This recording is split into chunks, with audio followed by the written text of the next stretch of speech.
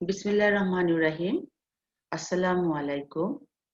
করোনাকালীন শিক্ষা কার্যক্রম চলমান রাখার স্বার্থে জাতীয় বিশ্ববিদ্যালয়ের উদ্যোগে অনলাইন ক্লাসে স্বাগতম জানাচ্ছি। সেই সাথে সবাইকে স্বাস্থ্যবিধি মেনে চলার জন্য আহ্বান জানাচ্ছি। আমি খন্দকার দিল আফরোজা, সহকারী অধ্যাপক, সোনারগাঁ সরকারি কলেজ, সোনারগাঁ, নারায়ণগঞ্জ। আজকের আলোচ্য বিষয় গার্হস্থ্য অর্থনীতি, programme honours third year, course code 233507, course of name Textile Design and Weaving, lecture number 5, title of the lecture Textile Design. শিক্ষার্থীরা ভালো আছো নিশ্চয়ই? আমিও ভালো আছি। চলো এখন আমরা আমাদের ক্লাসের মূল আলোচনায় চলে যাই। আজকের আলোচ্য বিষয় টেক্সটাইল ডাইং, বস্ত্র রংকরণ। টেক্সটাইল ল্যাটিন শব্দ, টেক্সটাইল থেকে টেক্সটাইলের শব্দের উৎপত্তি। এক কথায় টেক্সটাইল হলো একটি নমনীয় উপাদান যা প্রাকৃতিক ও কৃত্রিম তন্তুগুলির নেটওয়ার্কের সমন্বয়ে গঠিত। যে কোনো সুতা দিয়ে বিশেষ পদ্ধতিতে তৈরি সমস্ত সামগ্রীকেই টেক্সটাইল হিসেবে আখ্যায়িত করা যায়। টেক্সটাইল সুতা থেকে তৈরি একটি ফ্যাব্রিক, যদিও এটি বোনা ফ্যাব্রিক নামে পরিচিত, তবে এটি ফাইবার সুতা ফ্যাব্রিক এবং এইগুলো থেকে তৈরি অন্য কোনো পণ্য প্রয়োগ করা হয়। এটি পোশাক তৈরির সাথে জড়িত। শিক্ষার্থীরা, চিত্রে তোমরা টেক্সটাইলের বিভিন্ন ছবি দেখতে পাচ্ছ। এখন চলো আমরা চলে যাই ডাই কি। ডাই একটি সদ্য সম্পূর্ণ কাপড় রং করার জন্য যে পদ্ধতি প্রয়োগ করা হয় তাকে ডাই বলে। ডাইয়ের প্রকারভেদ দুইটি, যথা প্রাকৃতিক ডাই, কৃত্রিম ডাই। প্রাকৃতিক ডাই হচ্ছে চিত্রের মাধ্যম থেকে আমরা দেখতে পাচ্ছি হেনা, হলুদ, মাদার, টারমারিক ইত্যাদি, যা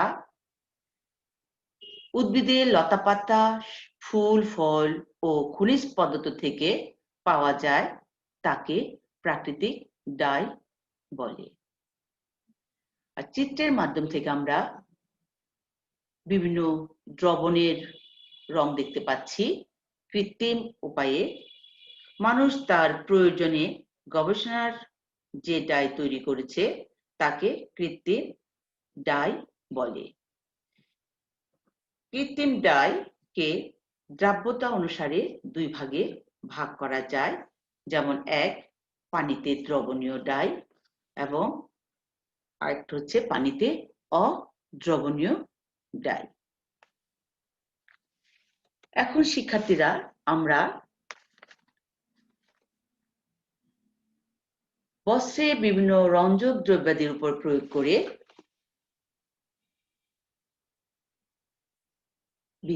প্রয়োগ করে আমরা বস্ত্রের বাহ্যিক সৌন্দর্য বৃদ্ধি করার জন্য এবং বিভিন্ন ধাপের রং প্রয়োগ করে বস্ত্র বা পোশাককে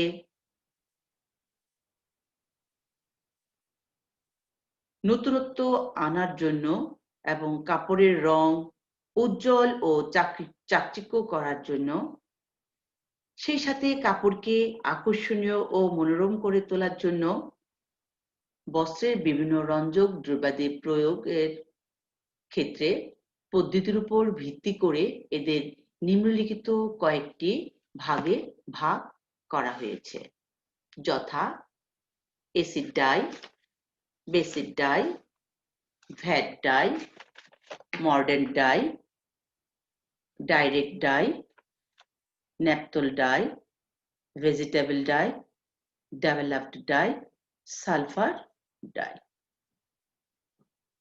শিক্ষার্থীরা, আমরা বস্ত্রের বিভিন্ন রঞ্জক দ্রব্যাদি প্রয়োগ করার পদ্ধতির উপর ভিত্তি করে এদের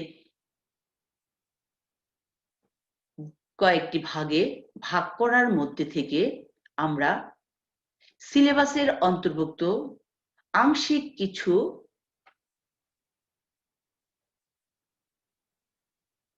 ভাগে আলোচনা এখন করব। সেই সঙ্গে আমরা এখন বলবো অ্যাসিড ডাই সম্পর্কে। অ্যাসিড ডাই হচ্ছে অম্ল রঞ্জক দ্রব্যাদি কতকগুলো অম্ল বা অ্যাসিডের রাসায়নিক লবণ দ্বারা গঠিত, সাধারণত প্রাণীজ তন্তু যেমন রেশম, পশম ও সংশ্লেষিক তন্তু যেমন লাইলন, ওরলন, অ্যাক্রিনল ইত্যাদি তৈরির বস্ত্রাদিতে প্রয়োগ করা হয়। সুতি বস্ত্রাদিতে এ রং ব্যবহার করা হয় না, কারণ সুতি তন্তুর অ্যাসিড রঙের প্রতি কোনো আকর্ষণ নাই, অর্থাৎ সুতি বস্ত্রে এই জাতীয় রং পাকা হয় না। সূর্যালোকে এগুলোকে রং জ্বলে যায়। বস্ত্রশিল্পে এই জাতীয় রংকে বাণিজ্যিক রং বলা হয়। বাণিজ্যিক রং করার সময় রঞ্জক দ্রব্যের সাথে হাইড্রোলিক অথবা লোগো অ্যাসিটিক অ্যাসিড ব্যবহার করা হয়। তন্তু, সুতা বা বস্ত্র করার সময় সুতা বা বস্ত্রে রং করার সময় বিভিন্ন রকম অ্যাসিড ব্যবহার করা হয় বলে একে অ্যাসিড ডাই বলা হয়। তাছাড়াও আমরা এই শ্রেণীর রংসমূহ সাধারণত অম্লীয়র মাধ্যমে প্রয়োগ করা হয় বলে এগুলিকে অ্যাসিড ডাই নামে পরিচিত। এগুলো মূলত নাইলন, সিল্ক ও অন্যান্য প্রাণীজ অংশের জন্য প্রয়োজন। বর্তমানে প্রসিদ্ধ অ্যাসিড সমূহ হলো এসিলি ও অ্যান্টানল জার্মানি, ন্যাপথলিন ইতালি, এসিনান ভারত থেকে আসছে। বিভিন্ন চিত্রের মাধ্যমে অ্যাসিড ডাইয়ের রঙগুলো দেখা যাচ্ছে। এখন আমরা আসি অ্যাসিড ডাইয়ের বৈশিষ্ট্যগুলো কি হতে পারে। অ্যাসিড ডাই পানিতে দ্রবণীয়, সবসময় জৈব বা অজৈব অ্যাসিডের মাধ্যমে প্রয়োগ করা হয়। প্রোটিন, ফাইবারের প্রতি এর আসক্তি বেশি। অ্যাসিড ডাই দ্বারা বিভিন্ন কালারের উজ্জ্বল শেড পাওয়া যায়। অ্যাসিড ডাইয়ের প্রয়োগ কৌশলের উপর ভিত্তি করে অ্যাসিড 3 প্রকার, যথা স্ট্রং অ্যাসিড ডাই, উদাহরণ লিস9, green GS। 2 week acid die, উদাহরণ সোলোয়ে blue BNS। 3 natural acid die, উদাহরণ সোলোয়ে কমাসিক নেভি ব্লু।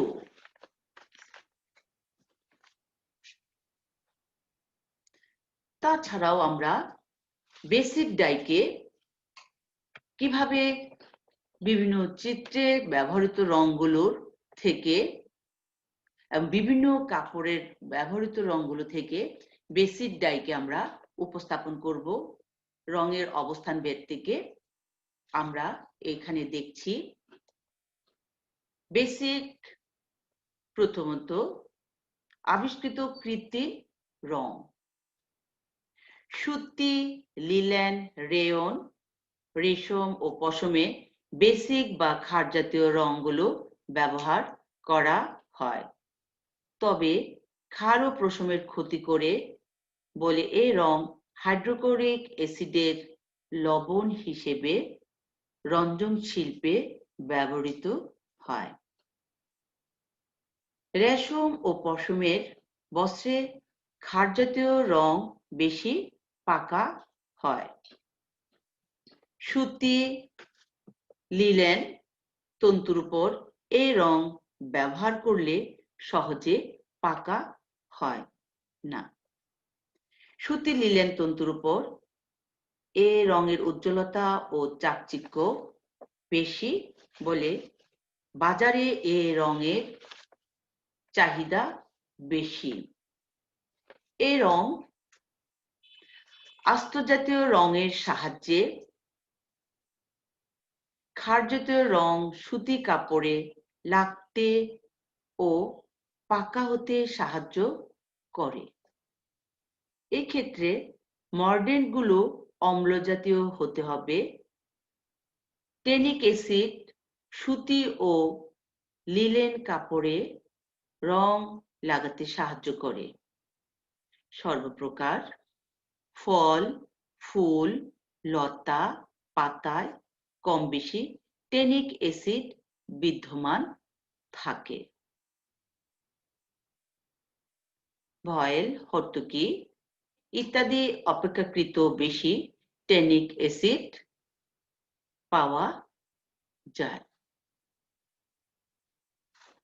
এই রং বাজারে পাউডার বা দানা অবস্থায় পাওয়া যায় এবং পানিতে সহজে দ্রবণীয় নয় বলে অ্যাসিটিক অ্যাসিড বা ফিটকারির সাহায্যে দ্রবীভূত করে নিতে হয়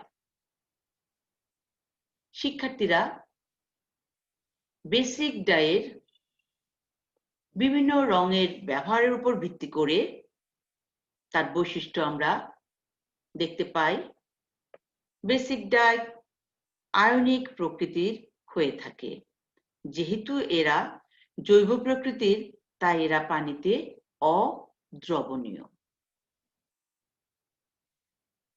পানিতে অদ্রবণীয়ভাবে অ্যালকোহল এবং মিথাইল টেট স্পিরিটে দ্রবণীয়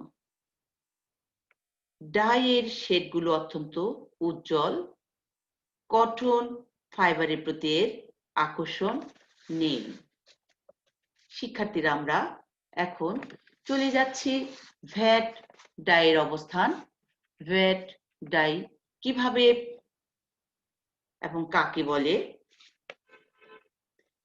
ভ্যাট ডাই হচ্ছে যে পাত্রে এই রং দ্রবীভূত করে রং করার কাজ সম্পূর্ণ করা হয় তাকে ভ্যাট ডাই বলা হয় ভ্যাট ডাই তিন প্রকার যথা নীল ভ্যাট সালফার ভ্যাট অ্যান্থ্রাকুইনোন ভ্যাট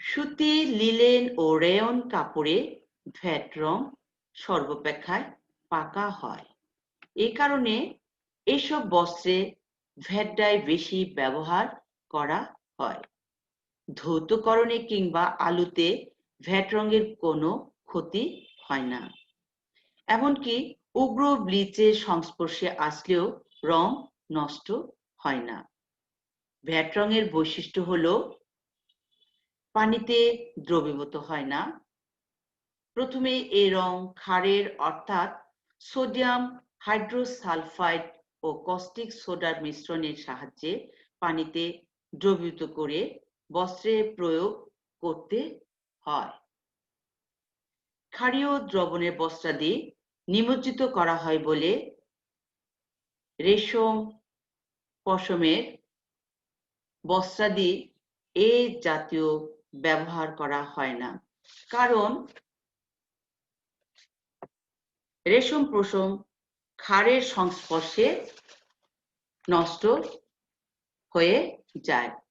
রং করার সময় রং দ্রবণের বর্ণ ও রঞ্জিত পদার্থের বর্ণ প্রায় আলাদা দেখা যায়। ভ্যাট রং ব্যয়বহুল। আমরা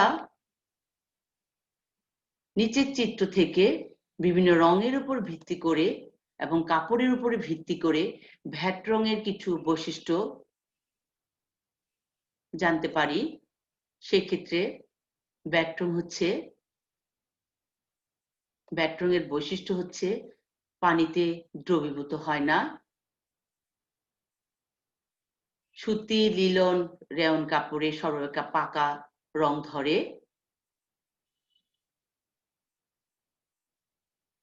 ভ্যাট রং ব্যয়বহুল। শিক্ষার্থীরা, আমরা এখন চলে যাচ্ছি ডাইরেক্ট ডাইয়ের উপর।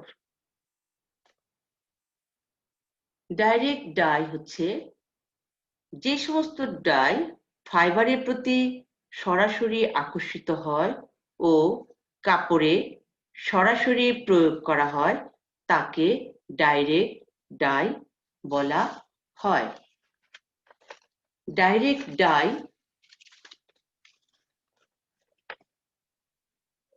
হচ্ছে সুতি, লিলেন এবং রেয়ন তন্তুতে কোনো মর্ডেন্ট বা আস্তর জাতীয় রং ছাড়া এই রংগুলো সরাসরি প্রয়োগ করা হয় বলে এদের ডাইরেক্ট রং বলা হয়।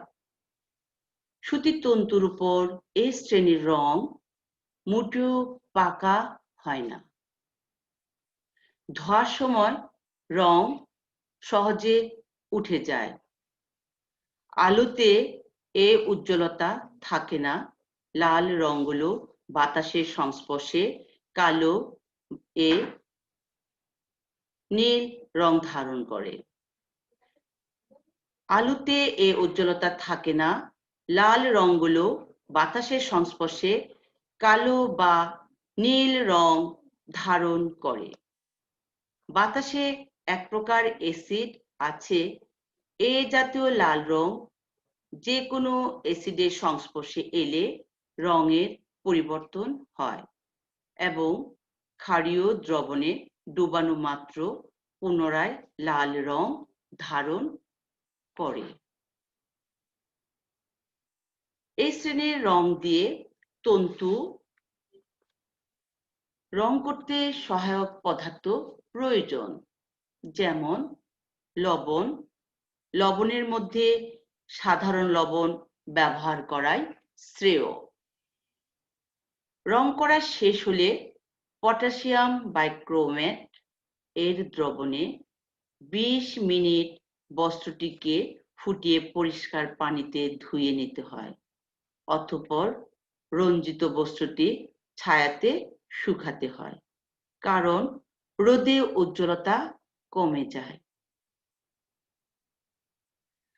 আলোর ক্ষতিকর প্রভাব থেকে রক্ষা করার জন্য অনেক সময় প্রকৃত রং করার পর তুতে এবং অ্যাসিডিক অ্যাসিডগুলো তাতে 15 থেকে 20 মিনিট রঞ্জিত সুতা বা বস্ত্রটি সিদ্ধ করলে আলোতে যথেষ্ট পাকা হয়।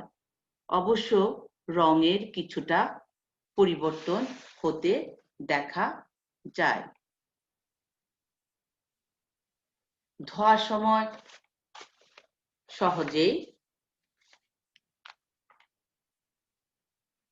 উঠে যায় রং। আলোতে এর উজ্জ্বলতা থাকে না।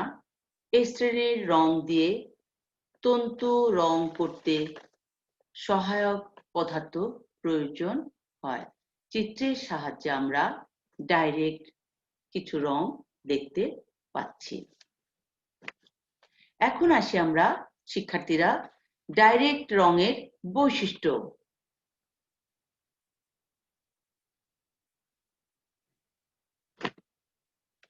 ডাইরেক্ট রঙের বৈশিষ্ট্য হচ্ছে ইহা সহজে পানিতে দ্রবণীয়। আমরা চিত্রে কিছু রঙের অবস্থান দেখতে পাচ্ছি। সেই রঙের ছবি থেকে আমরা ডাইরেক্টের বৈশিষ্ট্য আংশিক বোঝা যায়। ইহা সেলুলোজিক ফাইবারের প্রতি আকর্ষণ বেশি, এর দাম সস্তা। ইহা সহজে ফাইবারে প্রবেশ করে, এর ওয়াশিং ফ্যাস্টেন্স ভালো হয়। ইহা সাধারণত ক্ষারীয়। ডাইরেক্ট বিভিন্ন প্রকার শেড রং পাওয়া যায়। শিক্ষার্থীরা, আমরা ডাইরেক্ট রঙের কিছু ছবির মাধ্যমে বৈশিষ্ট্য জানতে পেরেছি। এখন আমরা চলে যাচ্ছি শিক্ষার্থীরা, সালফার ডাই কি?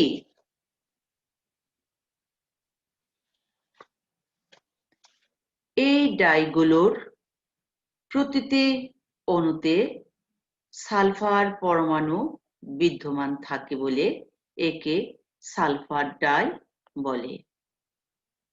এই রঙগুলো পানিতে সহজে গলে না। সোডিয়াম সালফাইড এবং সোডার সাহায্যে এমন রঙে পানিতে গলানো হয়, যদিও রেশম এবং পশম এমন রং বেশি ব্যবহৃত হয়, তথাপি সুতি, লিনেন ও ভিসকোস রেয়নেও এমন রং লাগানো হয়ে থাকে। এই রং এর প্রয়োগ পদ্ধতি বেশ জটিল ও দীর্ঘ বলে যথেষ্ট ব্যয়বহুল।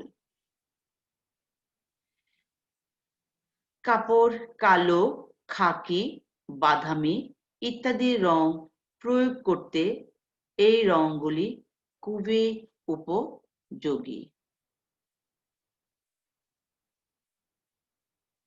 আলো, ঘাম বা ধোঁয়ার প্রতি এমন রং মোটামুটি ভাবে পাকা, তবে ক্লোরিনের সাহায্যে খুব বেশি ব্লিচিং করলে মাঝে মাঝে রং চলে যায়। রেশমে ও পশমে সালফার জাতীয় রং সাধারণত লাগানো হয় না, কারণ অ্যাসিটিক অ্যাসিড দ্বারা সুতার চাকচিক্য বৃদ্ধি করতে হয়।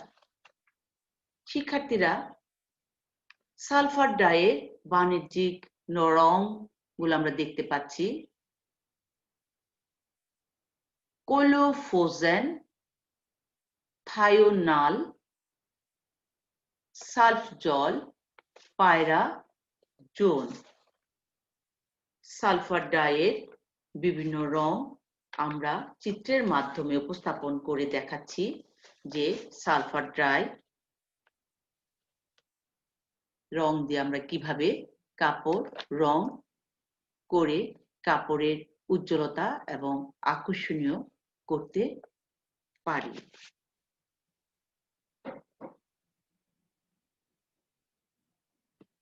এখন আসি শিক্ষার্থীরা সালফার ডাইয়ের বৈশিষ্ট্য। সালফার ডাই সেলুলোজিক ফাইবারকে খুব সহজে কার্যকরীভাবে রঞ্জিত করে। এর দাম সস্তা ও সহজে ব্যবহারযোগ্য। এর ফাস্টেন্স ভালো, কিন্তু লাইট ফাস্টেন্স ভালো নয়। এর রঙের সমকক্ষতা অত্যন্ত কম, তাই প্রাপ্ত বয়সে শেডগুলো খুব একটা উজ্জ্বল নয়। সালফার ডাই ডাইরেক্ট ডাইয়ের মতোই কনৈবাল সলিউশন তৈরি করে। এই ডাই ক্লাইনিং অথবা নির্দিষ্ট তাপমাত্রায় ইস্ত্রির ফলে রং ক্ষতিগ্রস্ত হয় না। এই রঙের সমকক্ষতা অত্যন্ত কম। শিক্ষার্থীরা, আমরা এতক্ষণ বস্ত্রের বিভিন্ন রঞ্জক দ্রব্যাদি প্রয়োগ করার পদ্ধতির উপর ভিত্তি করে এদের নিম্নলিখিত কয়েকটি ভাগে ভাগ করার মধ্য থেকে আমরা কয়েকটি অংশ আলোচনা করেছি। তার মধ্যে থেকে আমরা আলোচনা করেছি অ্যাসিড ডাই। আমরা জেনেছি অ্যাসিড ডাইটা কি। অ্যাসিড ডাই আমরা সবাই জানি অ্যাসিডের রাসায়নিক লবণ দ্বারা গঠিত হয়। সাধারণত প্রাণীজ তন্তু, রেশম, পশম ও সাংশ্লেষিক তন্তু যেমন নাইলন, ওরলন, অ্যাক্রিলন ইত্যাদি তৈরিতে প্রয়োগ করার ক্ষেত্রে বস্ত্রে ব্যবহার করা হয়। সাধারণত সুতি তন্তুতে অ্যাসিড ডাই ব্যবহার করা হয় না। তারপর আমরা জেনেছি বেসিক ডাইটা কি। বেসিক ডাই হচ্ছে আবিষ্কৃত একটি কৃত্রিম রং। সুতি, লিলেন, রেয়ন, রেশম ও পশমের বেসিক রংগুলো ব্যবহার করা হয়। তবে ক্ষার রেশম ও পশমের ক্ষতি করে বলে এই রং হাইড্রোক্লোরিক অ্যাসিডের লবণ হিসেবে রঞ্জক হিসেবে ব্যবহৃত হয়। এই রং রেশম ও পশম বস্ত্রে বেশি পাকা হয়। তারপর আমরা চলে যাচ্ছি ভ্যাট ডাই। ভ্যাট ডাই আমরা কি জেনেছি? ভ্যাট ডাই জেনেছি সুতি, লিলেন ও রেয়ন কাপড়ে সর্বাপেক্ষা পাকা হয়। বস্ত্রে ভ্যাট ডাই বেশি ব্যবহার করা হয়।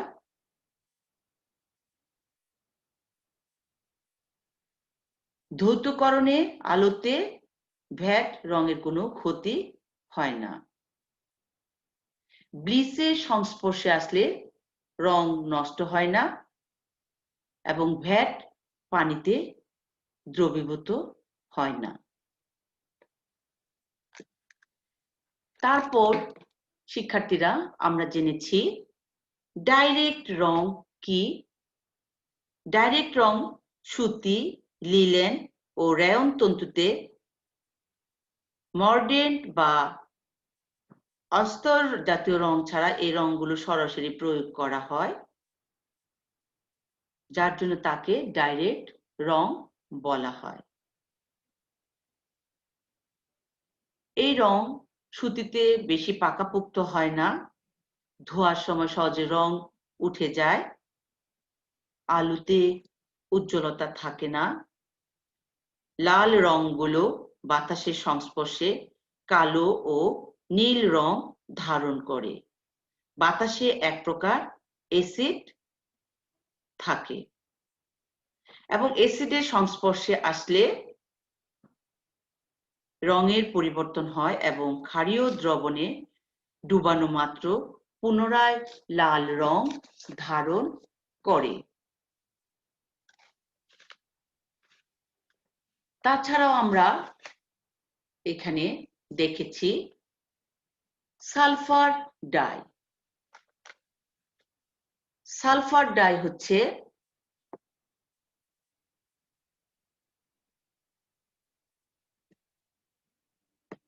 সেলুলোজিক ফাইবারকে খুব সহজে খুব কার্যকরীভাবে রঞ্জিত করে সালফার ডাই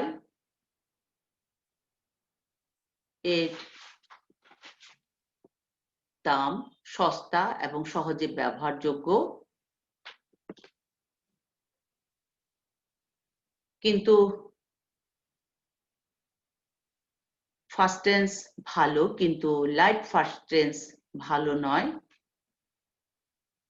এ রঙের সমকক্ষতা অত্যন্ত কম।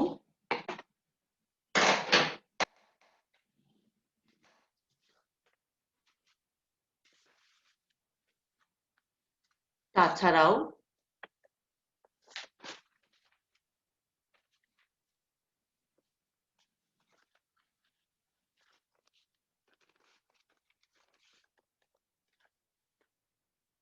এই রঙগুলো পানিতে সহজে গলে না।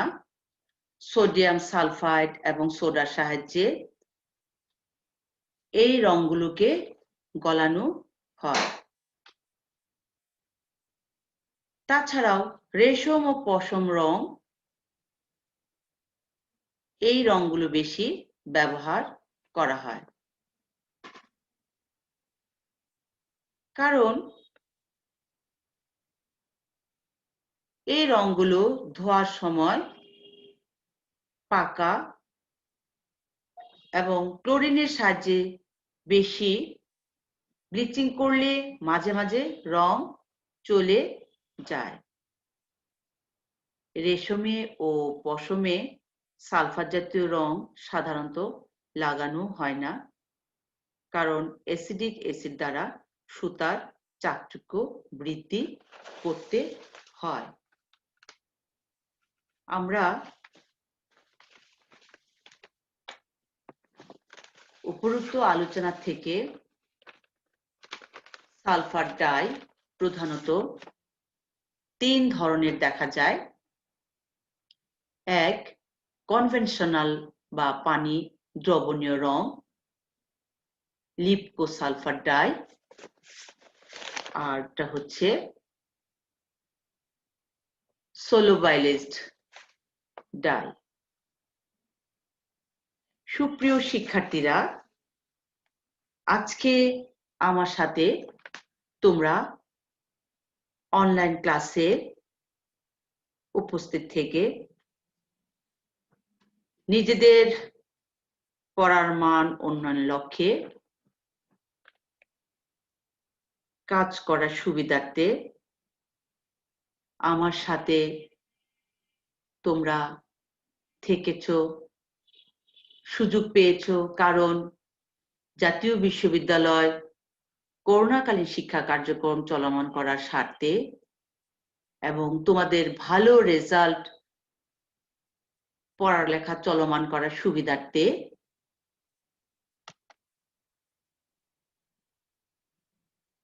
উদ্যোগ নিয়েছে অনলাইনে ক্লাসের,